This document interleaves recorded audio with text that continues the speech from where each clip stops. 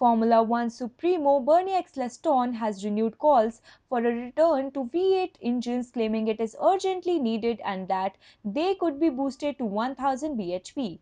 Ecclestone has long been skeptical about the benefits of the new hybrid V6 turbo regulations and has often spoken out against the noise the new power units make. Amid ongoing concerns about declining audiences, Ecclestone believes the quick fix to F1's problems would be introduced revised F8s that produce 1000 bhp.